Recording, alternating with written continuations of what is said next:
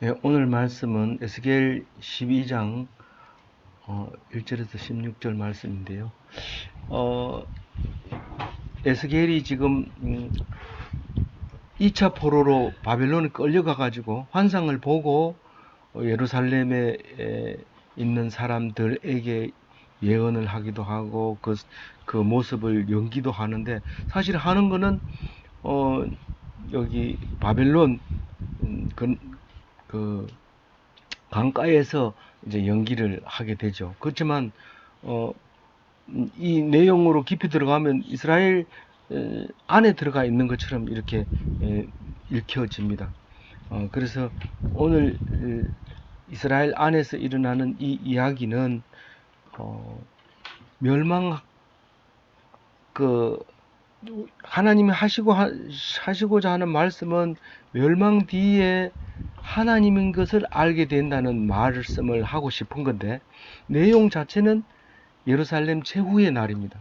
예루살렘이 마지막 날에 이런 모습으로 이렇게 에, 에, 마무리 지을 테니까 네가 이렇게 연기해라, 그렇게 얘기를 하는데, 2차 포로가 끌려가고 5년 있다가 예언하기 시작을 해서 1년 뒤에 이 말씀이니까 환상을 보고 이렇게 하면서 또 연기를 하면서 1년 반이 흘러서 지금 6년째 하는데, 이제 5년만 있으면 이스라엘이 망합니다. 근데 그 망하는 모습을 에스겔이 지금 연기를 하고 있는 이야기입니다. 어, 1절, 또 여호와의 말씀이 내게 임하여 이르시되, 인자야 네가 반역하는 족속 중에 거주하는도다. 그들은 볼 눈이 있어도 보지 아니하고 들을 귀가 있어도 듣지 아니하니 그들은 반역하는 족속임이라. 지금 이 말씀은 인자는 어, 에스겔 보고 하는 소리죠.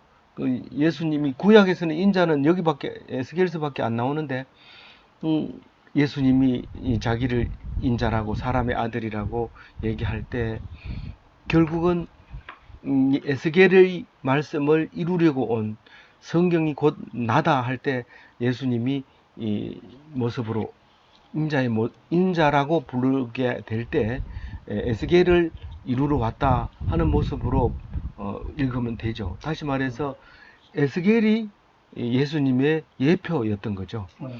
그래서 에스겔은 왜 읽어야 되느냐? 예수님이 원래 에스겔과 같은 사람이기도 하고, 제사장이기도 하고, 왕자이기도 하고, 하나님 아들이기도 하고, 제물이기도 하고, 선지자이기도 하고, 그런 우리의 친구이기도 하고, 우리의 형제이기도 하고, 그런 분이 예수님인데, 그게 온통 성경 속에 있는데 그것이 예수님을 나타내는 표식이죠. 근데 지금 반역하는 족속 중에 거주하는 도다, 이 말은 바벨론 어,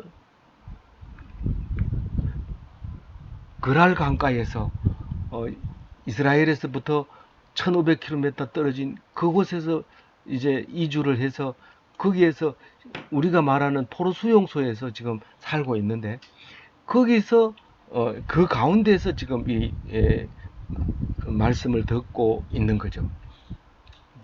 어, 포로 끌려간 것은 세 차례 끌려갑니다. 제 1차, 2차, 3차 끌려가는데 에스겔은 2차로 끌려가죠. 1차 끌려간 게 다니엘이고 2차 끌려간 게 에스겔이고 3차는 완전히 망하는 건데, 어, 이제 일, 그 2차 때 끌려갈 때 중요한 건 뭐가 중요하죠?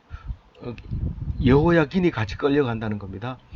어, 여호야긴은 3개월 18살에 3개월 동안 왕하고 느부갓네살이 오니까 손들고 엄마하고 마누라하고 손들고 나가가지고 항복하는 바람에 데리고 가가지고 느부갓네살이 귀엽다 이러면서 잘 키워가지고 나중에 예수님의 조상이 되죠. 그런 역사가 일어납니다. 그 여호야긴은 어떻게 왕이 됐어요? 백성이 세웠는데 요시야 왕이 이 무슨 전쟁? 아마겟돈 전쟁에서 이제 죽게 되잖아. 이집트와 아수르 사이에서 그만 안 싸워도 될 싸움을 싸우다가 죽게 되면서 백성들이 갑자기 왕이 없어지니까 넷째 아들, 제일 똑똑하고 또 말 잘 듣는 그 아들을 왕으로 떡 세웠는데 이집트 사람이 돌아가면서 보니까 마음에 안 드니까 그 왕을 데리고 이집트로 가서 이제 다시는 못 돌아오게 했죠. 데리고 가면서 누가 왕 할래? 그러니까 둘째 아들이 내가 할래요. 이래가지고 둘째 아들이 요시아의 둘째 아들이 이제 맞죠? 네. 네, 둘째 아들이 여호야김입니다. 둘째 아들이 내가 하겠다. 그러니까 이제 여호야김 네가 해라. 그러고 이제 갑니다. 갔는데 3년이 있다 보니까 느부갓네살이고만 아수르를 먹어버리고 다시 이집트로 와가지고 승리를 합니다. 그러면서 이제 갈 때는 그 아버지 일 때문에 갑니다. 가니까 여호야김이 그 왕이 된 뒤에 5년 있다가 3년 있다가 3년 있다가 3년 있다가 이제 느부갓네살이 와가지고 이제는 이집트 말 듣지 말고 내 말 들어. 그러고 이제 다니엘을 데리고 갑니다. 그때 이제 기술자들은 몽땅 데리고 갑니다. 이거 놔두면 그 무기 만든다고 다 데리고 가버립니다. 다니엘을 데리고 가면서 내 말 잘 들어 이랬는데 이 사람이 이 여호야김이 5년인가요? 있다가 반역을 해버립니다. 이집 뭐 오만 오래 있어도 바벨론이 오지를 않으니까 이집트 쪽으로 붙어가지고 이집트가 최고다 그렇게 생각하고 반역을 하는 바람에 그만 와서 이제 암살하고 암살하자마자 이제 여기 여호야긴을 왕으로 세웁니다. 그 아들을 여호야김의 아들 여호야긴을 왕으로 딱 세우니까 그러고 이제 인에 따라오죠. 인에 따라와가지고 느부갓네살이 따라오니까 항복하니까 얘는 여호야긴은 데리고 가고 그 다음에 제일 아제비 그러니까 시드기야가 그렇게 가운데 아들이니까 셋째 아들을 네가 왕해. 그리고 내 말 잘 들어. 이제 그렇게 해놓고 바벨론으로 이제 끌고 가죠. 근데 이제 시드기야가 11년을 하는 도중에 지금 5년째의 환상을 보고 6년째에 지금 이 말씀을 하니까 이제 이 말씀하고 5년 있다가 시드기야가 이제 눈알이 빠져서 끌려가게 되는 이야기가 오늘 나옵니다. 그거를 미리 보고 눈알 빠졌다고 얘기는 하지 않지만 그 땅을 못 본다고 얘기를 오늘 하고 있습니다. 자세히 읽어보면 그러면서 반역하는 족속이기 때문에 눈이 있는데도 못 보고 귀가 있는데도 듣지 못한다. 그러니까 얘기를 해도 소용없고 보여줘도 소용이 없다는 얘기를 지금 하나님이 에스겔 보고 얘기합니다. 그렇지만은 니는 연기를 해라. 말하는 것보다는 네가 그 연기를 해야지 그 사람들이 잘 알아듣는다. 그 얘기를 합니다. 3절에 보면 같이 읽어볼게요. 인자야 너는 포로의 행장을 뿌리고 낮에 그들의 목전에서 끌려가더라. 네가 네 초소를 다른 곳으로 옮기는 것을 그들이 보면 비록 반역하는 족속이라도 혹 생각이 있으리라. 이 글을 보면은 이제 그 포로로 끌려가는 게 한 가지 연기만 하면 될 것 같은데 두 가지 연기를 하라고 4절에 얘기해요. 근데 이 포로로 끌려가는 연기를 할 때 뭐 문서 가져가고 이런 거 없습니다. 문서는 땅에 묻고 돈도 땅에 묻고 돈도 그 필요 없으니까 그 다음에 이제 우선 입고 잘 수 있는 것만 이렇게 가볍게 해가지고 들고 이제 포로로 끌려가야 됩니다. 끌려가는데 왜 그런 연기를 해야 됩니까? 하고 뭐 묻지 않아도 하나님이 설명을 합니다. 이 반역하는 족속이 네가 그렇게 하는 거 봐도 전혀 감각이 없을 거다. 그렇지만 혹 생각이 있으리라. 이 말은 혹 거기에 주목하고 있는 사람이 있을 것이다. 그런 말. 원래 말이 히브리 말로 라아라고 하는 말인데 혹시 주목해서 볼 사람이 있을지 모르기 때문에 그렇게 하라는 겁니다. 우리가 하나님 말씀을 선포하면 듣는 사람도 있고 안 듣는 사람도 있지만 사실 선포하는 사람 입장에서 이렇게 보면 거의 대부분이 안 듣습니다. 어, 그런데 혹 들을 수 있는 사람이 있기 때문에 네가 성실하게 내가 하라는 때 해라. 내가 이 얘기 해가지고 뭔 소용이 있어요. 아무도 안 듣는데. 뭐 교인이 몇 명 있어요. 뭐 이거 가지고 나 이거밖에 안 됩니까? 이러고 말할지 모르지만 한 사람이 있으면 100사람이 있는 것처럼 말씀을 준비해서 선포를 해라. 혹 그 중에 들을 사람이 있는지 모른다. 그러니까 하나님은 그 얘기를 하고 있습니다. 그래서 말씀을 가진 자는 이게 뭐 듣든지 안 듣든지 해야 됩니다. 뭐 목숨 걸고 아무도 안 와가지고 굶어 죽더라도 그 말씀을 선포해야 됩니다. 근데 절대로 안 굶어 죽습니다. 말씀 붙잡은 사람이 굶어 죽으면 그럼 하나님이 안 계시는 거죠. 그러니까 하나님만 의지하면 절대로 죽게 안 된다는 거죠. 죽던데요 이렇게 생각하면 그 죽던데요라고 하는 사람이 믿음이 없는 거죠. 그 사람을 모르니까요. 하나님을 모르고 있으니까요. 근데 정말 없어서 굶어 죽은 만약에 선지자가 있다, 말씀이 있다. 그러면 그 사람 죽은 게 아니고 순교한 거고 하나님이 주신 거기 때문에 그것은 죽은 게 아닙니다. 하나님 항상 계시기 때문에요. 4절 같이 읽어봅니다. 너는 낮에는 그들의 목전에서 내 포로의 행장을 밖에 내고 끌어가는 포로의 행장같이 하고 저물 때에 너는 그들의 목전에서 밖으로 나가기를 포로가 되어간 자같이 하라. 요 4절을 읽으면 그렇게 쉽게 이해가 되지 않습니다. 낮에 포로로 끌려가는 모습과 밤에 끌려가는 모습을 따로따로 하라는 거예요. 근데 낮에 포로로 끌려가는 것은 주로 보통 사람들이 끌려갈 땐 다 그냥 아까 말한 대로 보따리 싸가지고 묶여가지고 이렇게 가는 행상을 연기를 하면 돼요. 그런데 밤에는 어떻게 가냐 하면 야반 도주하는 거예요. 이 성전 구멍을 뚫고 아무도 없는 길을 샛길로 이렇게 도망을 가는데 거기에 한 사람이 가는 게 아니고 줄줄줄줄 따라갑니다. 5절에 보면 따라옮기되 이런 말이 있습니다. 그게 구멍을 뚫은 그 구멍으로 줄줄줄 따라가는데 누가 볼까봐 겁이 나서 이렇게 막 가리고 가는 모습이 6절에 나옵니다.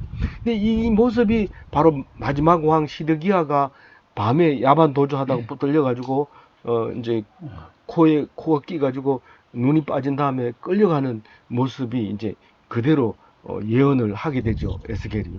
그래서 그대로 이루어지는 말씀을 하고 있습니다. 우리가 예언한 대로 그대로 이루어진 것 때문에 고민을 많이 하고 그때는 하나님이 가르쳐 줘서 좋겠다 이렇게 생각하는 사람이 혹 있을지 모르지만요.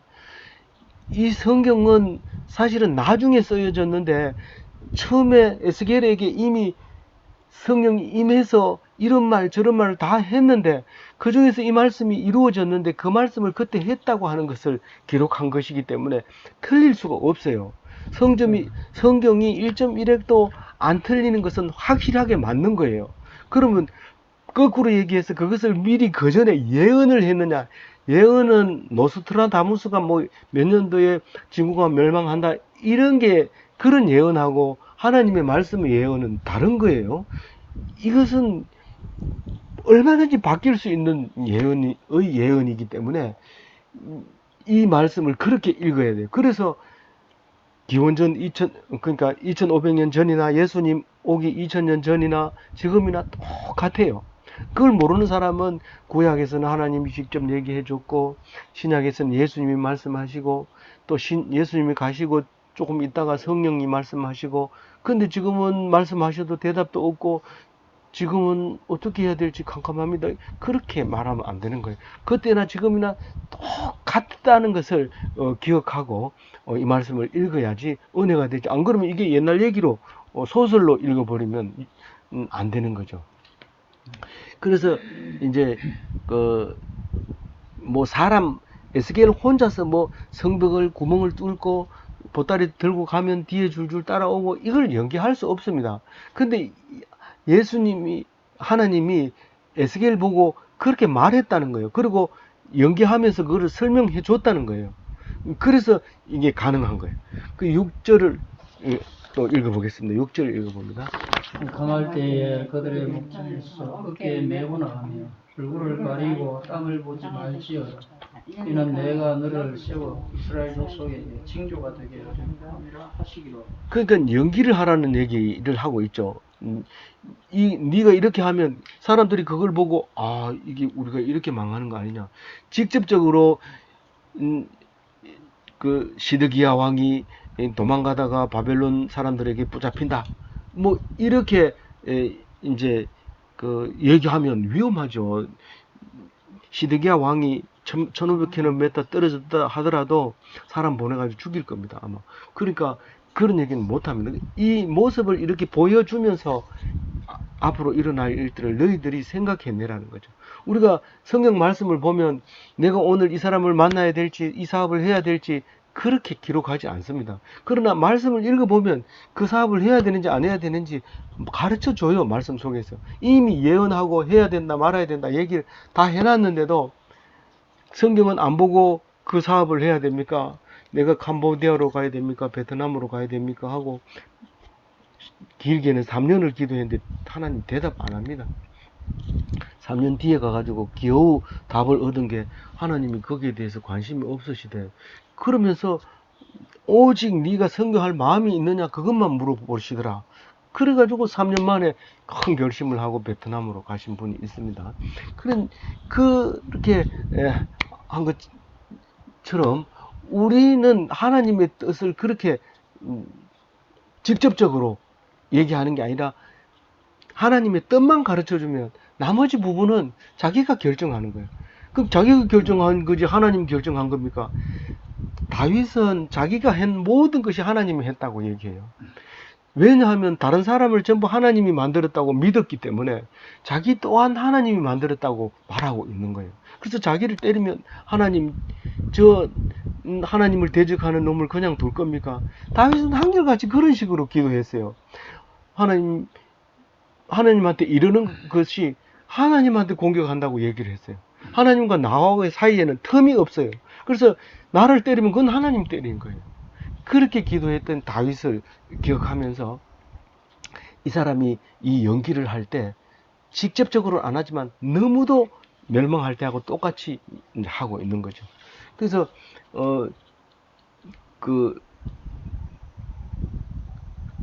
지금 8절 읽었나요?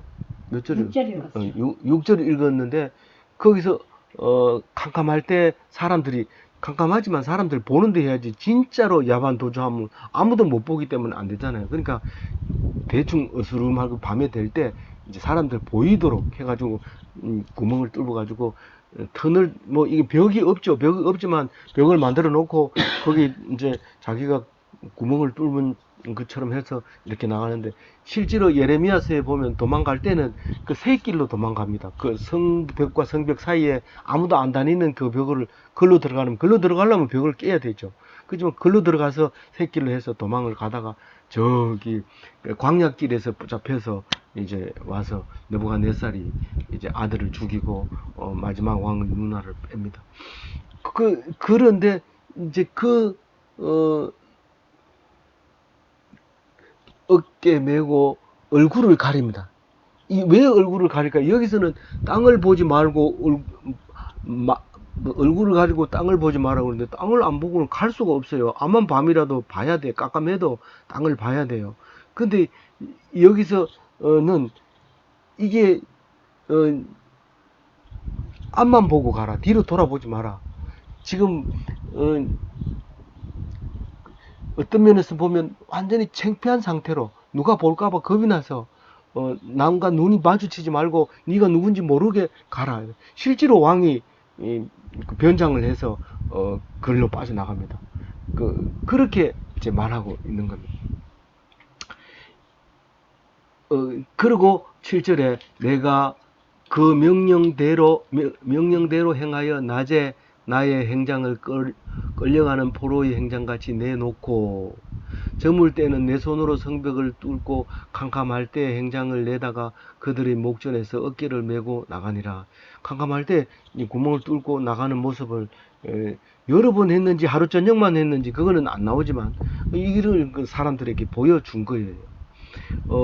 그래서 명령대로 그발 강가에서 환상을 본 후에 하나님의 명령을 받아 이스라엘에서 일어나는 모습을 이렇게 연기를 해서 보여주었던 것이죠. 그걸 징조로 보여주었던 거죠.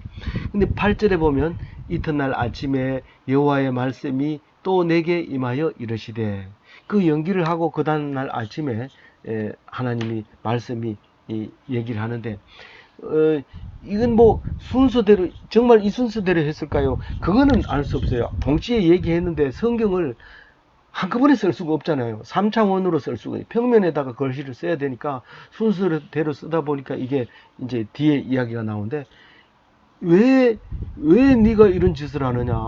왜 여기 포로로 돼가지고 여기 온 사람들한테 네가 포로로 끌려가는, 우리들 끌려올 때 끌려온 모습을 흉내내고 있는 거지 라고 말할 수도 있고, 제가 끌려오더니만 이상해졌어 라고 말할 수 있을 겁니다.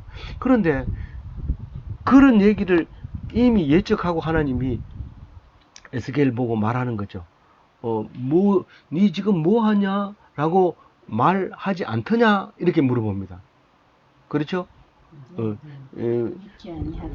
안 물어보더냐? 그렇게 얘기합니다.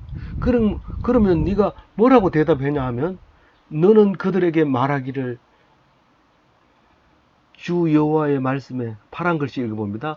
이것은 예루살렘 왕과 그 가운데 있는 이스라엘 온 족속에 대한 묵시라 하셨다 하고, 이게 묵시는 계시라고도 하고, 사실 묵시와 계시는 그 안에 환상이 들어 있습니다. 다른 말로 얘기하면 꿈으로, 실제로 말을 하는 게 아니라 내가 보고 그리고 아무 말 없이 말씀을 하셨다. 그렇게 보여주는 것을 묵시라고 얘기했죠. 이게 나에게 보여주고 이스라엘 백성이 이와 같이 될 것이라고 얘기를 했다고 네가 말해라. 그렇게 말합니다. 그러면서 말해라. 이게 묵시라고 얘기했지만 나는 너희의 징조라. 에스겔은 너희들의 모습을 내가 보여주는 것이다. 이제 그렇게 말하라는 거죠. 그래서 그대로 행한 대로 그들이 포로로 사로잡혀 가리라. 이 사로잡혀 갈 때 모든 사람을 그발 강가로 모은 건 아닙니다. 온 데다 흩어놨어요. 이 포로들을. 그래서 그 흩어진 것을 디아스포라라고 지금도 쓰는 말이, 그 말을 다른 외국 사람들도 그 말을 다 알아듣습니다. 흩어진 유대인이라는 말을. 근데 이 사실은 70년 뒤에 다시 이제 이스라엘로 돌아오죠. 그 흩어진 디아스포라들이. 그러나 돌아와가지고 얼마 안 있다가 400년도 안 되어서 예수님이 오시고, 그리고 30년도 안 돼서 그나마 그 이스라엘도 완전히 로마에 의해서 흩어져 버리고 맙니다. 그리고 1500년 있다가 이스라엘이 2차 대전이 끝나고 나서 영국이 들어오라는 명령을 받고 흩어져 있는 디아스포라들이 다시 모여서 지금 현재 이스라엘을 건국하고 있는 것이죠. 그것은 말씀 아니고는 이룰 수 없는 놀라운 힘을 가지고 있습니다. 성경의 힘, 믿음의 힘, 그것이 지금 이스라엘을 만들어 놓고 있는 거죠. 그러면 우리가 예수 믿지 말고 유대교에 가서 유대인으로 살아야 되는 게 아닙니까? 구약만 읽을 때는 그래요. 구약만 읽을 때는 그 말이 맞아요. 그래서 예수 안 믿는 유대인들은 지금 하고 있는 것이 성경 말씀대로 잘 살고 있는 거예요. 그러나 예수 믿는 우리는 그 말씀이 예수님이에요. 그 말씀이 예수님이기 때문에 우리는 뭐 백투 예루살렘 이래가지고 그 이스라엘을 가려고 하는 사람들이 참 많아요. 그 선교단체도 많고 이런데, 그게 아니라 너희가 성전이고 너희가 예루살렘이고 너희가 이스라엘이고 너희가 하나님이고 너희가 예수님이고, 네가 내 안에 살고 내가 너 안에 살면 네가 성전이다. 내가 그곳에 거하겠다. 그렇게 말을 했는데도 불구하고 구약 성경 읽다가 갑자기 제사 지내고 엄숙하니까요. 그거 한번 해보고 싶다. 그래가지고 떡상 차리고 촛불 켜고 뭐요 저기 향로를 앞에 갖다 놓고 제사장이 이래 했겠지 이러면서 한번 해보고 야 조용히 해 이러면서 그래 하면 안 되는 거예요. 뭐 그래 해도 나쁜 잘못된 건 아니지만 할 필요 없는 짓을 하고 있는 거예요. 쓸데없는 짓을 자꾸 하고 있는 거예요. 이거는 성경에서 그냥 읽기만 하면 돼요. 읽고, 아, 예수님이 이때 당시에 제물이었구나. 아, 이때 당시에 제사장이었구나. 이때 당시에 이 서기관이었구나. 그걸 보면서 예수님의 역할을 우리가 충분히 이해를 해야 되기 때문에 구약을 꼭 빠짐없이 자세히 읽어야 예수님을 이해할 수 있지. 구약을 안 읽으면 그냥 예수님이 우리 죄를 위해서 십자가에 돌아가셨는데 얼마나 아프실까 지금 뭐 그래도 얼마나 도움이 되는지 몰라요. 아플 때도 이렇게 예수님 십자가만 생각하면 십자가의 몸이 무거워서 이 못 박은 게 찢어지고 막 아프고 막 이런 거 생각하면 내 아픈 건 아무것도 아니죠. 막 그것만 생각해도 막 엄청 우리에게 위로가 되는데 이 조금 잘 살고 폼 잡을 때도 구약 성경 읽으면 엄청 은혜가 되고 막 사는데 풍성한 삶이 그냥 시시한 삶이 아니고 돈만 많다고 그냥 배부르다고 잘 사는 게 아니라 삶이 풍성해지는 거예요. 넓어지고. 그래서 예수 믿는 사람은 무엇을 읽어도 무슨 일을 해도 하나님이 함께 하시기 때문에 풍성한 삶을 살 수 있게 되는 것입니다. 그 12절 같이 읽어보겠습니다. 우리가 성벽을 뚫고 행장을 그대로 가지고 나가고 그 중에 왕은 어두울 때에 어깨에 행장을 메고 나가며 눈으로 땅을 보지 아니하고 자기 얼굴을 가리리라 하라. 그러니까 땅을 안 보려고 얼굴을 가렸어요. 이렇게 그랬는데 그게 이제 무슨 말로 표현할 수 있어요? 다른 사람 얼굴을 피하려고 내가 임금이 아니라는 걸 보여주려고 얼굴을 가리고 이렇게 갔는데 이 에스겔은 뭐 그걸 자세히 알아서 그런 게 아니라 그냥 이 그때 그런 퍼포먼스를 한 게 연기를 한 게 그렇게 한 거예요. 그렇게 했는데 나중에 보니까 실제로 예레미야서에서 보면 이거하고 너무도 비슷하게 그렇게 했다는 것을 알게 됩니다. 그래서 이제 13절 읽어봅니다. 내가 또 그 그물을 그 위에 치고 내 올무에 걸리게 하여 그를 끌고 갈대아 땅 바벨론에 이른 그가 거기서 죽으려니와 그 땅을 보지 못하리라. 여기서는 그렇게 한 것을 그냥 뭐 우연히 했거나 뭐 저기 느부갓네살이 그렇게 한 게 아니라 내가 했다고 얘기하고 있습니다. 항상 그 이야기를 해놓고 하나님이 내가 했다고 얘기를 합니다.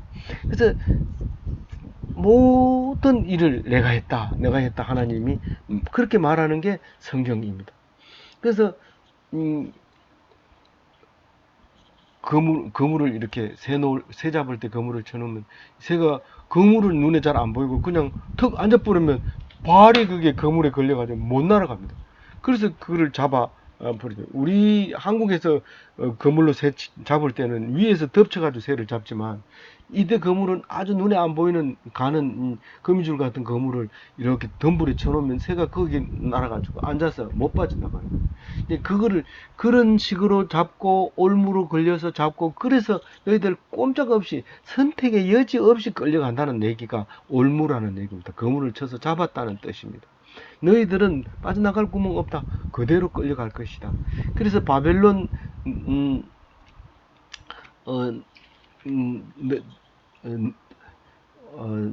뭡니까 메소포타미아죠. 티그리스 강과 유브라데 강 그 땅을 메소포타미아라고 하는데 거기를 갈대아 땅이라고 하고 그또 바벨론이 있고 아수르도 있고 그렇습니다. 근데 지역이 수도는 다 틀리지만 그 지역 전체가 그 문화 속에서 살고 있을 때 거기로 이제 오게 되는 얘기를 하면서 그가 거기에서 끌려와서 죽으려니와 그 땅을 보지 못하리라. 이러면 끌려오기는 끌려오는데 왜 땅을 못 볼까 이렇게 생각하지만 예레미야서를 읽어보면 그 말이 이해가 가는 거죠. 왜 누나를 뺐어요? 느부갓네살이 와가지고 딱 체포를 했어요. 그 오랫동안 견디다가 거의 뭐 아들도 잡아먹고 막 이러면서 견디다가 결국은 도망을 가다가 이제 붙잡혔어요. 붙잡혀 와가지고 너희들 성 안에 예레미야라는 사람이 있다면서. 예. 걔가 뭘 하더나 항복하면 살고 항복 안 하면 음, 죽을 거라고 했습니다. 그런데 왜 항복 안 했어?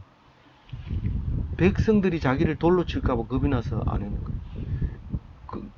그래서 그 말 그대로 네가 마지막 보는 네 왕자들이다. 그 아들들을 다 죽입니다. 그리고 다 봤으니까 이제 누나를 빼버려. 마지막 그 아들을 봤으니까. 그리고 끌고 바벨론으로 오게 됩니다. 에스겔에서 그 예레미야를 읽어야 이 성경을 서로 이렇게 연결해 가면서 읽는 것이 되는 것이죠. 14절 내가 그 호위하는 자와 부대들을 다 사방으로 흩고 그 뒤를 따라 칼을 빼리라. 이게 무슨 말이에요? 이게 바벨론 이 사람들이 그 밤에 야반 도주를 하다가 이제 뒤에서 바벨론 군사가 따라오니까 그만 왕만 놔두고 다 도망을 가요. 군사들이 그 마차들 군대들이 탁 흩어지는데 그건 뭐 멀리 도망 다 죽이지는 않겠지만 하나님이 다니면서 그 바벨론 군사들이 그 도망가는 군사들을 다 죽이는 이야기가 15절 아니 14절이죠. 15절은 어떻게 되는지 봅니다. 시작. 내가 그들을 이방 가운데로 흩으며 여러 나라 가운데 해친 후에야 내가 여호와인 줄을 그들이 아니라. 우리가 뭐 한 나라가 망하면 그냥 망했다 이렇게 하면 되는데 그게 내가 했다, 뭐 이 왕이 이렇게 죽었다, 부대가 흩어졌다, 그리고 흩어진 뒤에 그게 내가 여호와인 줄 알리라. 여호와인 줄 알리라 얘기 여러 번 나오는데요. 이것도 안 들려요, 안 들려. 거기 가서 여기 예루살렘에 있을 때는 하나님 믿는다고 하면서 우상을 섬겼는데 그 우상의 나라에 가가지고는 얼마나 착실하게 하나님을 믿는지요. 우상은 다 집어치우고 그 하나님만 쭉 찾아 믿습니다. 다른 사람하고 구별되게. 희한하죠. 하나님이 잘해주면 하나님 안 믿습니다. 야단치면 그때 하나님 용서해 주세요. 죄송합니다. 잘못했습니다. 뭐하고 같아요? 아버지 같아, 아버지 같아. 남의 집 아들은 절대 잘못해도 야단 안 칩니다. 그 아버지 불러가지고 네 아들 똑바로 야단 얘기 잘해 뭐 이렇게 하지. 그 아들 보고 손댔다가는 큰일 납니다. 근데 우리 아들은 잘못하면 혼내줍니다. 다리 몽둥이로 그렇습니다. 그러면 그때 아버지 잘못했어요 그러지. 잘해주고 뭐 공부해라 뭐 따뜻하게 해주고 뭐 침대 사주고 이러면 공부 안 해요. 그냥 앉아가지고 뭐 핑계는 이 핑계 저 핑계 엄청 됩니다. 예루살렘 안에서 무슨 핑계가 그렇게 많은지 예배 드리는 시간이 없어요. 일하러 가야 되고 뭐 만나러 가야 되고 그런 예배 시간 안 들어옵니다. 근데 딱 떨어져서 고향을 떨어져서 객지에 가면 교회 그렇게 열심히 나갑니다. 뭐 주일만 되면 막 교회 가가지고 한국 사람 만나는 게 그렇게 좋아. 외국 사람들 중에는 그런 거. 이 사람들이 흩어놓으니까 알짜배기들이 다 자랍니다. 전 세계에 흩어져 가지고 유대인들은 유대인 교육을 따로 시키거든요. 그러니까 딱 모여도 딱 이스라엘로 모였는데 똑같은 말씀을 가지고 가르치고 있어요. 자식들은. 그러니까 아무리 멀리 떨어져 있어도 다른 말을 해도 와놓으면 말씀으로 하나가 됩니다. 그게 예수님 시절에 안 그랬을 것 같아요. 사방에 흩어져서 전혀 다른 말을 하는 걸 방언이라고 하죠.